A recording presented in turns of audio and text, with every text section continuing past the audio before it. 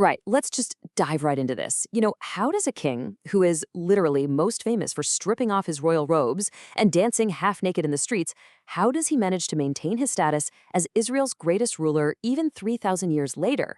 I mean, on paper, that sounds like an absolute career-ending PR disaster, doesn't it? But in this explainer, we're going to unpack a super fascinating source text that kind of completely flips our whole understanding of power, dignity, and legacy. So we all know the broad strokes of King David's resume. He built a massive empire, united a totally fractured nation, and set up borders that are still remembered today as this golden age. But the source text we're exploring today makes a really compelling argument. It says David's true greatness actually wasn't rooted in his military strategy at all. It wasn't about ruthless ambition. Actually, it was anchored in this deeply unconventional, almost paradoxical kind of faith. Just think about the stark contrast between your standard ancient world politics and David's frankly bizarre methodology. Normally, right, if you've got royal ambition, your goal is simple.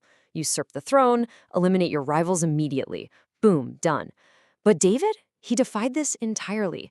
At one point, he was literally hiding in a cave and had the current king, King Saul, who, by the way, was actively hunting him down to kill him, at his absolute mercy. A typical usurper would have struck right then and there. But David? He chose to just cut off a little piece of Saul's robe, and the text notes he even felt immense guilt just for doing that. He chose to wait. He completely refused to force his way into power.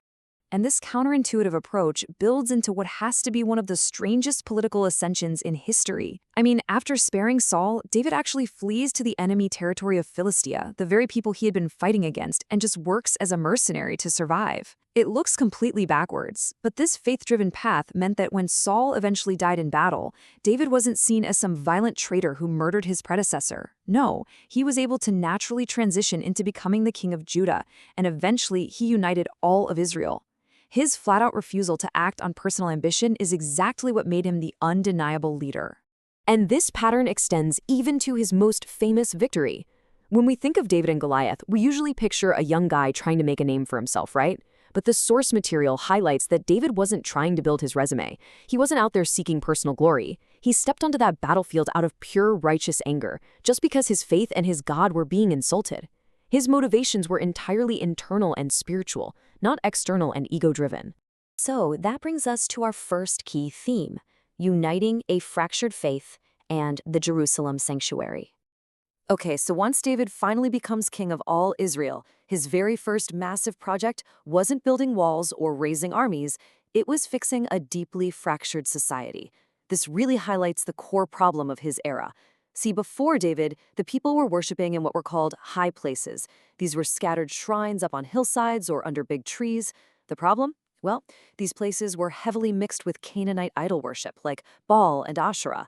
It was a chaotic, decentralized, and honestly, corrupted religious landscape. David knew that to unite the tribes of Israel, he had to centralize their faith. He envisioned a sanctuary right in Jerusalem that would draw everyone together for pure, unified worship. But here's the crucial question.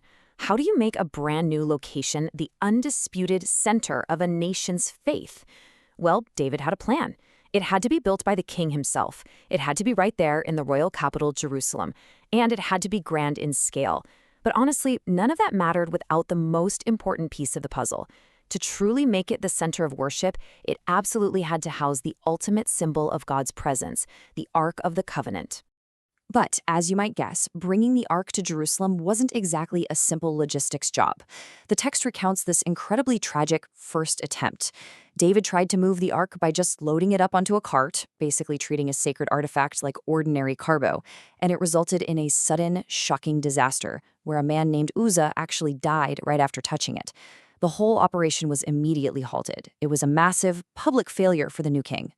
Which leads us to part 2, 1 Chronicles 15. The law and obedience. So 3 months after that initial disaster, David is ready to try again, but this time with a completely different approach. Listen to David's stunning confession to his leaders. He says, because we did not ask him about how to do it in the prescribed way. Just think about that for a second. This is an ancient monarch, literally the most powerful man in the region, publicly admitting he was entirely wrong. He doesn't blame the cart builders, he doesn't blame the weather or bad luck, he takes full responsibility. True greatness here is defined by a leader's willingness to embrace humility and strict obedience way over his own ego. So David implements this meticulously careful plan based entirely on ancient religious law instead of, convenience. Step 1, he orders the Levite leaders to be consecrated, spiritually setting them apart from everyday life. Step 2, they're to carry the ark on their shoulders using poles, exactly as prescribed. And step 3, and I absolutely love this, he appoints musicians with lyres and harps. He basically transforms this from a stressful, rigid transport mission into a massive, joyful worship service. And that sets up the climactic moment of this entire narrative. As the ark finally enters the gates of Jerusalem, the king of Israel does something so incredibly out of character that it genuinely shocked onlookers. Why did he completely cast aside his royal dignity? Just look at the contrast here. The expected dignity of an ancient king involves maintaining absolute composure, right? Projecting power, obsessively worrying about public perception. But David, he acts with the joy of a child. He strips off his heavy royal robes, wearing only a simple linen ephod, which is essentially undergarments, and he just dances wildly with all his might out in the streets, right among the commoners. And this brilliantly illustrates the core thesis of our source material. For David, the overwhelming joy of realizing God's presence was finally in his city was infinitely more important than his own royal prestige. He didn't care what the crowd thought. He didn't care about looking cool or authoritative. His greatness lay in the fact that his faith completely overshadowed any desire for worldly dignity. Now, let's look at our final section, a message for a broken life. Why does this specific historical event matter so much? Well, to understand that, we have to look at who the book of Chronicles was originally written for. It wasn't written for people living in a golden age. It was written for the Israelites returning from the Babylonian exile. Just imagine the despair of these returnees. They had lost absolutely everything. They lost Solomon's magnificent temple. They lost their sovereign nation. They'd been dragged off to Babylon for generations, and now they were back, standing in the literal rubble of Jerusalem. They were bankrupt, they were exhausted, and they desperately needed hope. So the writer of Chronicles tells them this specific story about David to deliver a crucial lesson. The message is this: the important thing is not where God's presence is, but how we welcome God right now. For those exiles standing in the dirt, that message was profound. It meant, hey, you don't need a perfect temple yet. You don't need a fully built, wealthy city. What you need is to welcome faith into your hearts with the exact same unashamed desperation and joy that David had when he danced in the streets. And this brings us right to our own doorstep today. The source asks a really poignant question that bridges 3,000 years of history. When your own life feels like a ruin, when the achievements you've spent years building crumble around you, where do you find your joy? Do you just wait around for everything to be perfect again? Or do you find a foundational source of hope right in the middle of the rubble? The source material challenges us to look at David's example.